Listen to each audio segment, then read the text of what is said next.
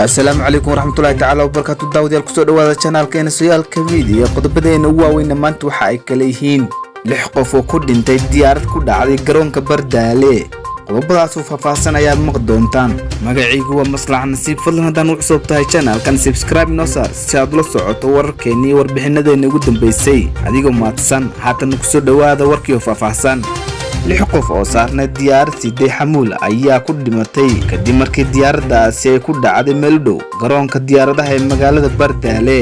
diyaaradda ayaa ku duuleysay meel dhulka u jirta 670 mitir markii ay dhaceysay. laba mas'uul ayaa Sooyaal Media u sheegay in diyaaraddaasi ay ku dhaceen wax dhulka laga soo riday oo mid ka mid ah ku tilmaamay gantaal. ciidamada Itoobiya ayaa ku sugnaa deegaanka Bardaale ilaa haatan wax war ah kama soo bixin ciidamada Itoobiya ku Amisom. wasiirka gaadiidka ee Koonfur Galbeed Xasan Xuseen Maxamed ayaa Sooyaal Media u sheegay in laba ka mid ah dadkii ku dhintay ahaayeen Soomaali ونين لما شاعن دلشة dadka kale. diyaaradan ayaa daawo iyo agab kale ay ka mid yihiin sinsiyeer u siday magaalada Bardaale. mas'uul ka tirsan shirkadaha diyaaradaha ee Afrika Express ayaa sheegay in diyaaradda ay shirkad leedahay isla markaana ay daawooyin geysay magaalada Bardaale ee gobolka Bay. wararkan ka helino laba ilwareed ayaa sheegaya in diyaaraddu ay ku dhacday meel dhow garoonka.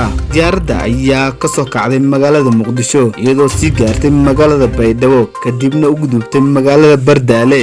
guud ahaan taas ku soo gabagabeynaa wararkeena. warkan warka xigeenta kulmi doono waxaan kaga tagayaa sidaas iyo amaana Allah.